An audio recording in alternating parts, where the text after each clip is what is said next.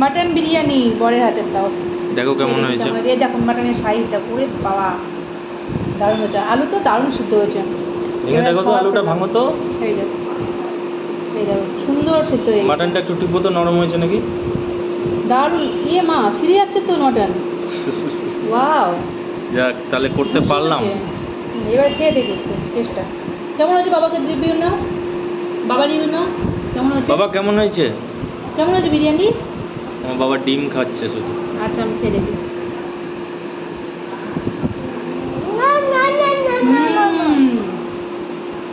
দারুণ দারুণ দারুণ দারুণ। মাটনটা একটু মানে টিপে দেখাও কতটা নরম হয়েছে ভালো করে। অনেক নরম হয়েছে, অনেক। এই দেখো ছিঁড়ে চলে যাচ্ছে। হাত দিয়ে ছুটে যাচ্ছে না? হাত দিয়ে ছুটে যাচ্ছে দেখো।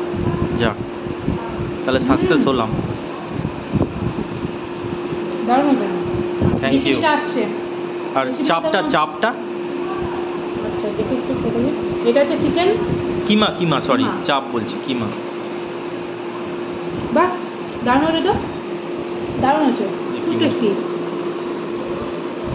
আর রেসিপিটা দেখতে থাকো তোমরা, আমরা বিরিয়ানি খেতে থাকি। তোমরা রেসিপি। বিরিয়ানি প্রস্তুত করার আগে তার সমস্ত রকম সাজগোজের জিনিস আগে রেডি করে নিতে হবে। রাইস জলে ভিজানো হয়ে গেছে, মাটন ধোয়া হয়ে গেছে, সমস্ত কিছু এখানে রেডি হয়ে বসে আছে। তারপরে একটা বাটিতে গোলাপ জল, কেওড়া জল আর একটু আতর মিশিয়ে নিতে হবে। এটা হলো 1 নাম্বার প্রসেস। তারপরে এই জলের মধ্যেই জাফরান বা কেশর দিয়ে দিতে হবে রঙের জন্য। এটা গুলিয়ে ভালো করে সাইডে রেখে দিন। তো ফার্স্ট প্রসেস কমপ্লিট। এবার যাব নেক্সট ধাপে। নেক্সট ধাপ হলো বিরিয়ানির রাইসটা রেডি করে নেওয়া। তার জন্য জলের মধ্যে গোটা গরম মশলা আর রাইসটাকে দিয়ে দিতে হবে। আর এটা করতে হবে মোটামুটি 80%। বিরিয়ানি রাইসটা এদিকেই রেডি হতে থাকুক। এবার চলুন নেক্সটে কী আছে দেখা যাক।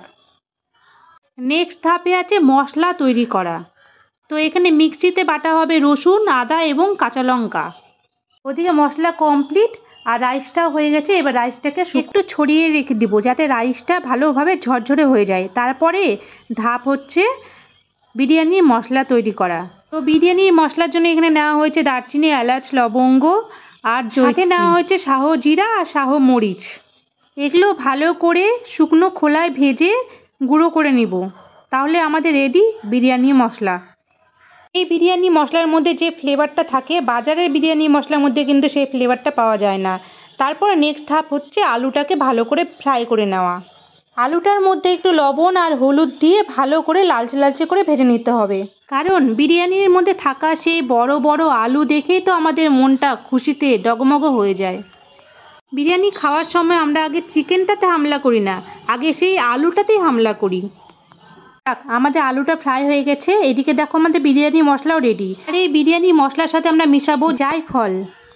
এই বিরিয়ানি মশলা রেডি করার সঙ্গে সঙ্গে পুরো বাড়িতে বিরিয়ানির সেন্ট ছড়িয়ে গেছে। নেক্সট ধাপে আছে আমাদের পেঁয়াজ মহারানি। এই পেঁয়াজ মহারানিকে ভাজতে হবে ভালো করে, গোল্ডেন গোল্ডেন করে। পেঁয়াজটা ভাজা হলে নেক্সট ধাপে যাব আমরা। দেখো পেঁয়াজটাকে এই পরিমাণে ভাজা হয়েছে। পেঁয়াজটি জ্বলে না যায় তার জন্য জল দিয়ে দেওয়া হলো পরিমাণ মতো। নেক্সটে কি করেছো বলো? মাংসগুলো ওই পেঁয়াজের রসের মধ্যে দিয়ে দিতে হবে আর তারপরে ঢেকে রেখে দিতে হবে, যে কালারটা কিছুটা যেন চেঞ্জ হয়। এই 10 মিনিটের মতো ঢেকে রাখতে হবে। মাংস করার অনেক প্রসেস, দেখে নাও। মাংসটা দেওয়ার পর 10 মিনিট ঢেকে রাখার পর কালারটা কিছুটা চেঞ্জ হয়ে গেলে তার মধ্যে আদা, রসুন, লঙ্কা বাটা যেটা করে রাখা হয়েছিল সেটা দিয়ে দিতে হবে।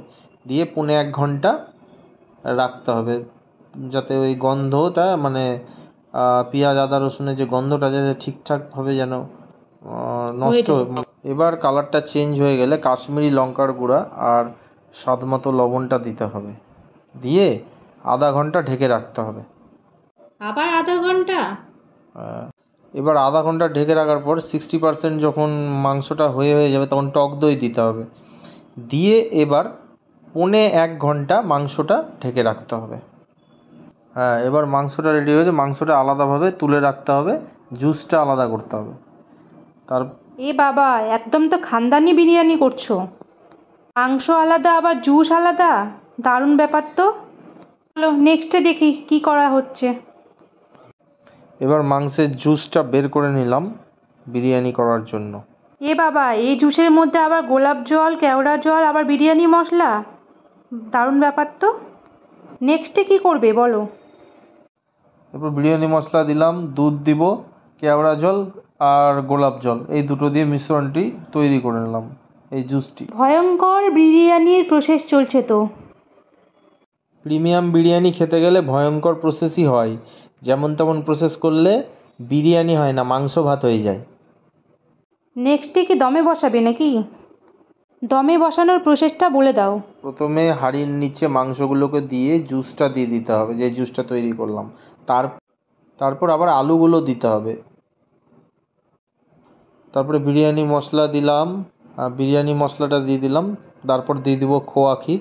খোয়া ক্ষীর দেওয়ার পর প্রথম লেয়ারটা দিয়ে দিব। প্রথম লেয়ারটা দেওয়ার পর উপরে যে স্যাফরন মিশানো যে জলটা আছে সেটা ছিটিয়ে দিব। তারপরে সেকেন্ড লেয়ারটা দিব। সেকেন্ড লেয়ারটা দেওয়ার পর উপরে যে রগান জোসটা আমি তুলে রেখেছিলাম সেই রগান জোসটা দিয়ে দমে দিয়ে দেবো 1.5 ঘন্টার জন্য।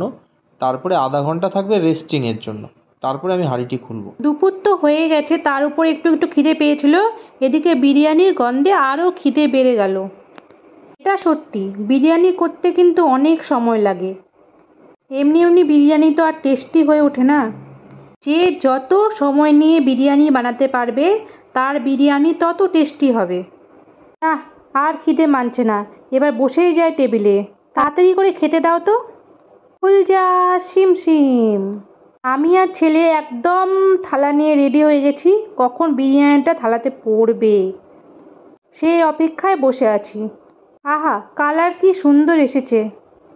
প্রথম বিরিয়ানি পড়বে আমাদের বাড়ির মালিক রিমো রায়ের থালাতে। বড়সড় মানুষ, উনি আগে খাক, তারপরে না হয় আমরা পাবো। নেক্সটে আছে আমি, ইহু, আমাদের বাড়ির মাস্টার শেফের হাতের স্পেশাল বিরিয়ানি। টেস্ট তো আকাশ ছোঁয়া হবেই।